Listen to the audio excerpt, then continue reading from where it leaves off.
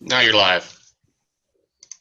Welcome to this episode of the Note Closer Show. I'm Gail Villanueva, Noteworthy Investments with Bill Griesmer, Stonegate Capital, and we are your guest hosts today while Scott's off on vacation. Good morning, everyone. Today we're going to be talking about the note from hell with Bill, and also we're going to be talking about other things that new note investors and note business people should be looking out for. Bill, you want to take it from here?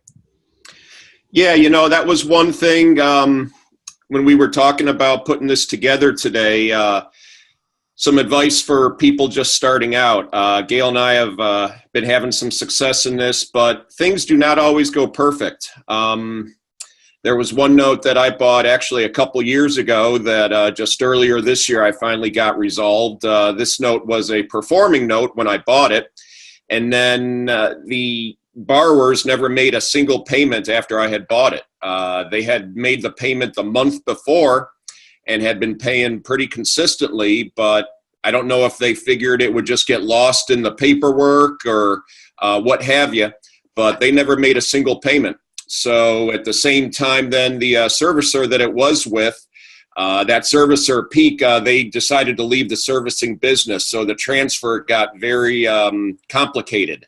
And like I said, right along the way, then the borrower stopped paying. So I eventually had to involve an attorney, and the borrowers did agree to leave and took the house back, and the house was really just a wreck. This week, boy, we could do a whole episode on this. Just learned the house was in such poor condition, so I tried to just sell it via realtor right away. Didn't have a furnace, didn't have a hot water heater, multiple holes in the house. So eventually hired a contractor, and the contractor did not work out really well either. He started off doing some good work, but then he decided to walk away from the project, and I eventually fired him shortly thereafter. Well, tell us if there was a good news ending on all of this after you went through all that. That's exactly correct. I was just going to get to that. So with the input of some other veteran note investors, actually, I did end up selling the house via seller financing, and I made my own note out of it.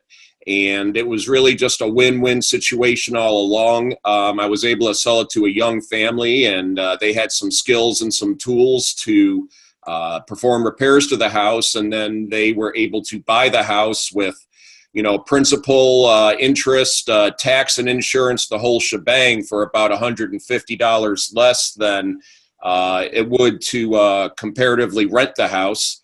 While I was doing that, I also talked with FNAC about how to design the note in order to maximize its the worth. Terms are very variable when you're putting together and designing something like that. So the overall impression is don't expect everything to be perfect with regards to either the notes business or with an individual note. The perfection really does not exist. You were able to make a profit eventually on this, or did you break even? Were you hurt pretty badly on this one, or no? No, I will eventually make money on this, and so really in just a couple of years, if I decide to sell the note, I could even cash out and break even, or even make some money on it. And that's after a lot of things really went wrong. And that's a good point with the note business, and people don't often think about that, is that you always have to have an exit strategy, and you always have to try to be one up on everything. And it sounded like you were ready and you were in place. And the beautiful thing about the business is that we do have this cadre of a network that helps out and is there for us. So it's gone better for you since then too. I know you're really making your name for yourself in the note business. Yeah, and what Gail, that's exactly correct. That's one thing about the notes business is it's like Scott likes to put it, there's a lot of co-opetition. Some of the very successful people that are already doing this business, such as Scott, but even lots of others like Wayne Snell and Dan Zatofsky and Cody Cox and Dave Putz, these people legitimately want you to succeed. You'll find people very willing to, answer a couple questions for them. They don't lock themselves away and, they're just trying to figure out ways to put one over on you.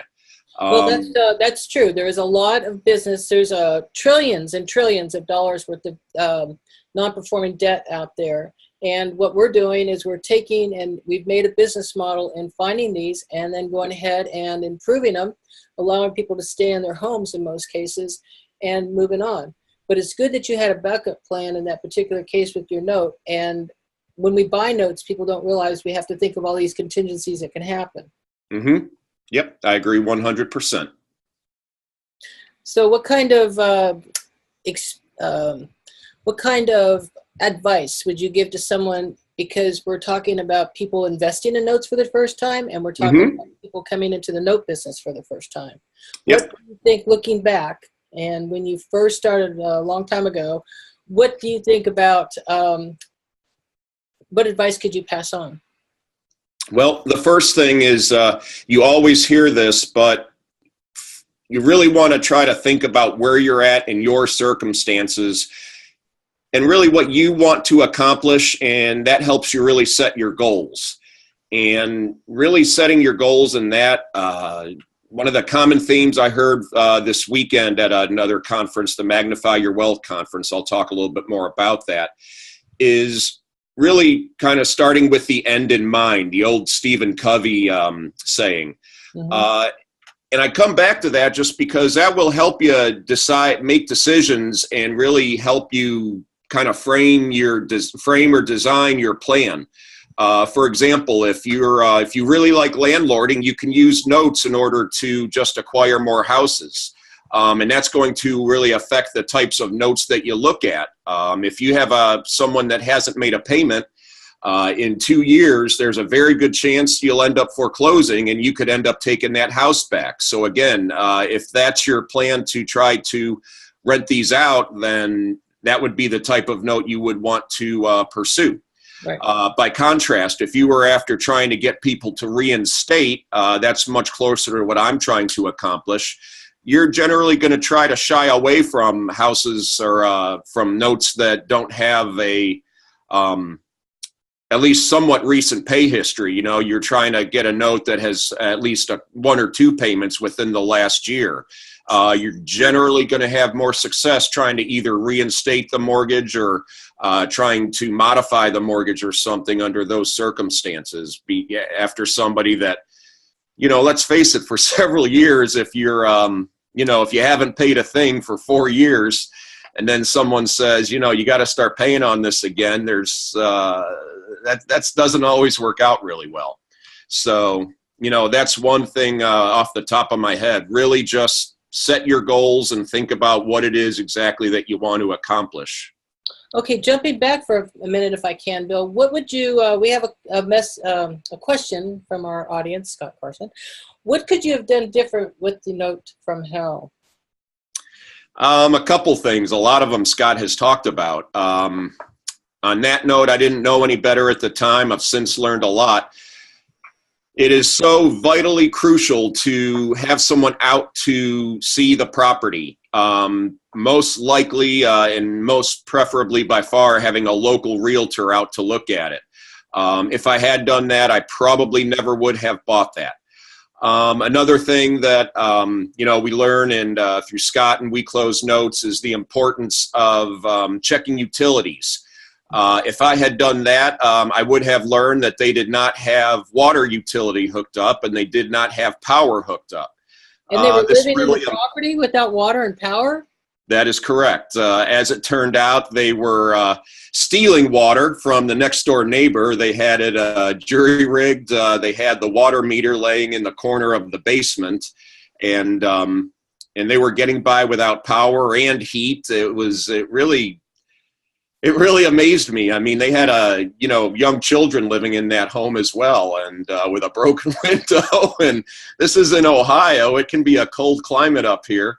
It's not exactly, Game of Thrones, winter is coming all the time, but it is, especially in the winter, it can get cold. So, yeah, I can imagine.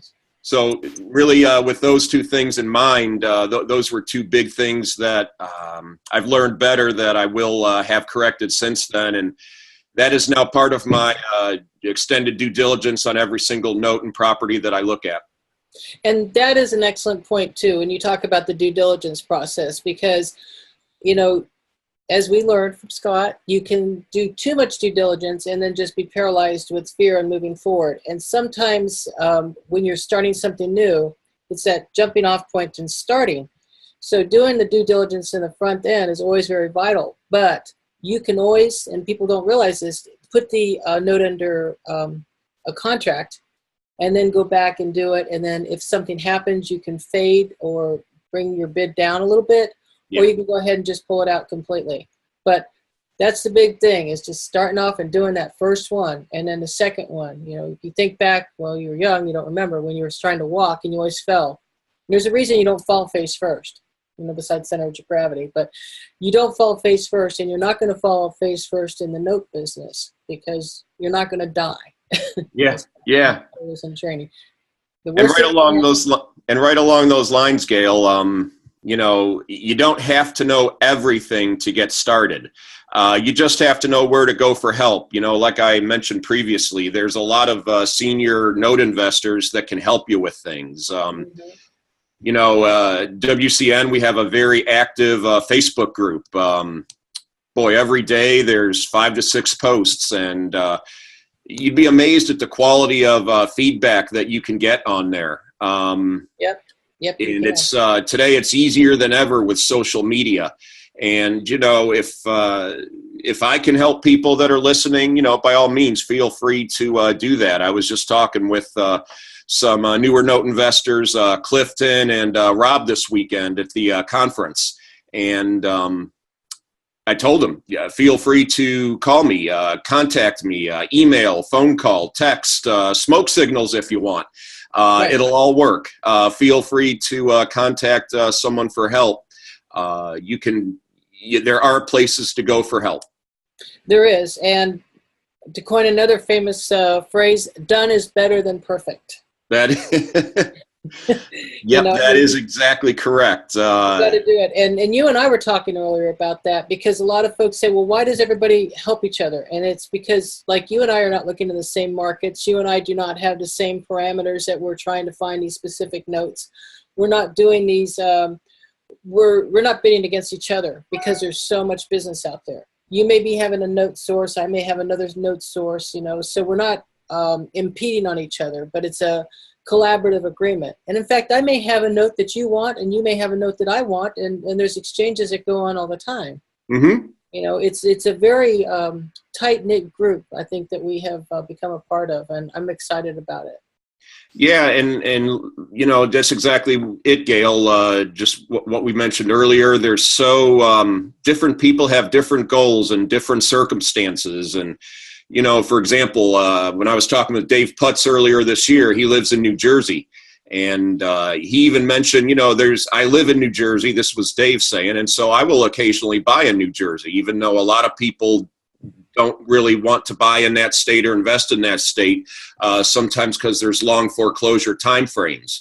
But, if that's your home state, you kind of have a little bit of an advantage and probably an increased tolerance for something like that. If worse comes to worse, something comes up, I can always drive out to that asset and kind of get an idea what's going on myself, much easier than, if Dave was living in New Jersey and had bought in, Idaho.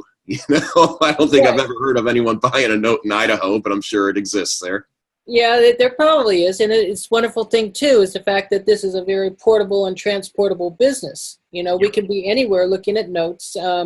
We tend to think, I'm a former rehabber, so we tended to try to stay in a geographic area. And one of the things that is very specific to the note business is you're not stuck into one geographic area. And I like my home state of Florida because I know it and I'm familiar with it, especially if I have to take an unfortunate circumstance where I have to take the note back and take the property back. Then I have the advantage of being able to drive to it or whatever. But I haven't limited myself to the state of Florida, just as you haven't limited yourself to the home state. Exactly. everything's on internet now. I mean, everything is done virtual. And we do these deals, and people think about it. And I was talking to someone earlier this morning about that. She's a fellow realtor, and she's like, well, how in the world can you go buy something in Ohio or Indiana or Tennessee? I said, because the numbers work. And I can get people to go and look at it for me. And I can go get a broker's price opinion, also known as a BPO in this business. Or Pro Title can do the title search. You know, you don't go into it blindly, but you do have this vast array of geography that we can invest in. Yep, that's exactly correct. There are differences across the country, but math is pretty consistent. 2 plus 2 is 4, whether here in Ohio or Florida or California or even out in outer space. Well, you get into a different set of numbers when you start doing space, but that's a different story for a different day. I put something on there the other day on one of my blogs. I said I went from 0 to 17,500 miles an hour. And then I realized people probably don't know what the heck I'm talking about. But that's the speed that you have to go to achieve orbit and stay in orbit. I knew that. I know you would. Some of the hey, you know. That's why we get along, Gail. We're both kind of space junkies at heart. Yeah, well, let's preface that because I want people to don't think I'm a space cadet or anything. I did work for NASA for 26 years and retired and got into the note business. So I launched a career in a different direction, and it's worked out real well for me. And a lot of it is analysis when you get into the note business, and I was good at it. You know? Well, and that kind of ties into another thing for new note investors to try to really keep in mind. I encourage everyone to really be willing to expand your horizons and really try new things. Mm-hmm. That is really the only way to grow in whether it's note investing or anything. I guess you can take that and run with that even in terms of your life. Right. I went to San Diego this weekend, this past weekend. Tell us about that. Tell us about Magnify Your Wealth. Yep, I went to the Magnify Your Wealth conference. It was put on by Laughlin and Associates, and I was really on the fence about going even a couple weeks ago. It was, it's I'm about as Midwest as they come. And the farthest west I had ever been was Colorado. And boy, San Diego, that's all the way out there. And California, they just do things a little different out there, but in a really good way. You know, it was San Diego's just a beautiful city. Mm-hmm. Did a lot of new things. I learned a lot really just about running a business as compared to note investing. They really are two different things. And if you're just starting out there, you really want to kind of have an oar in both of those rivers, so to speak. They're both really part of your success. So just, try new things, talk to new people. That's a big thing. It would have been a big waste of time and money for me to go out there and just, kind of sit in a corner. Okay, well, I'm Bill. I'm from Ohio, but I'm not going to tell anybody, kind of go in top secret operation covert. It might work in movies, but at least if you're trying to do business and note investing, it's not going to work really well for you. I was out there. Right with that, because your sphere of influence, when I talk to, people starting in the real estate business or rehabbing or even notes now, people say, well, I don't know anybody.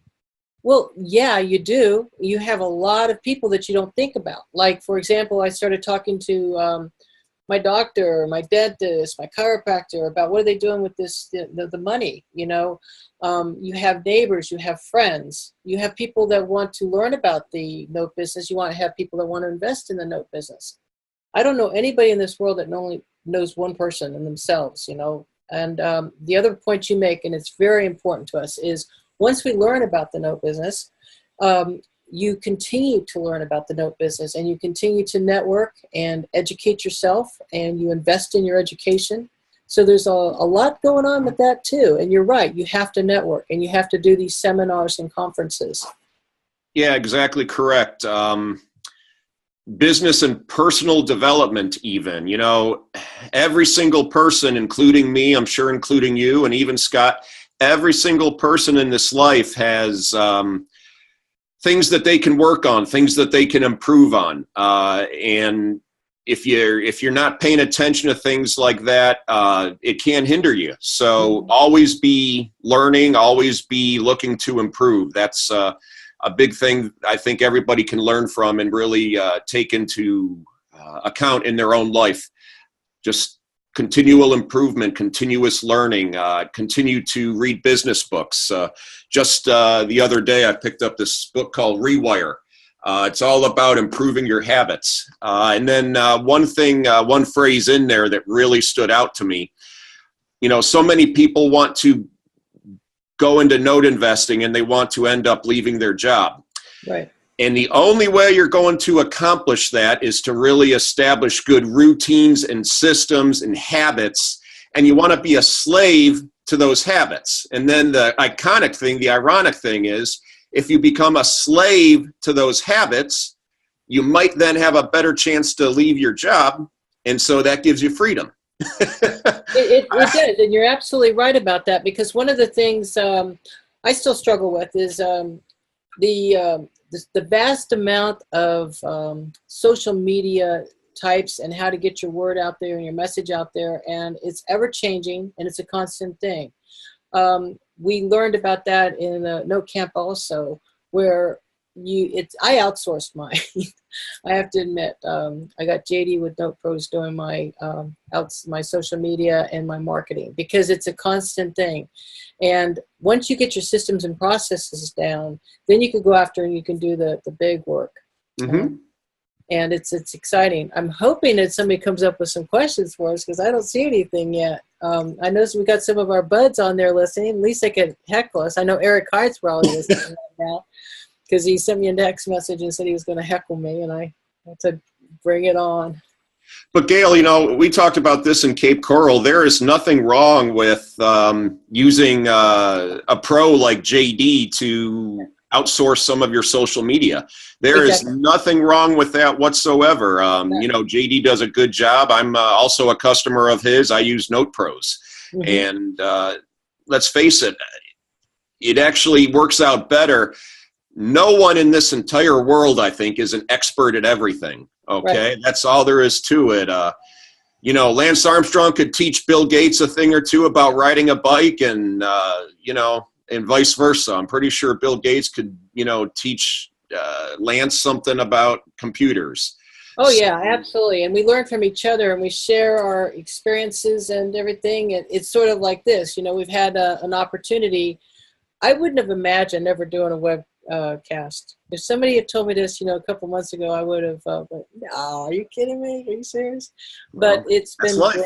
Yeah, it's great, and we step outside our comfort zone. I know you're going to live on for infamy too. I'm going to watch this and say, "Oh, I should have said this and done that." Yeah, you're always going to do that. Yep. But we've come up with 30 minutes, and I don't see any questions that are coming across for us. But do you have any closing thoughts on today? Yeah, I've got a couple other thoughts that we can go over with folks, and I'm sure you'll agree with this also, Gail, is the importance of taking action. Yes. Scott talks about this all the time, but again, for those new investors out there, the tendency, and I see this in so many people, including myself at times, that, if I just read one more book, or if I read one more article, or if I watch Note Camp for the, fourth time, and don't get me wrong, there's a wealth of information there.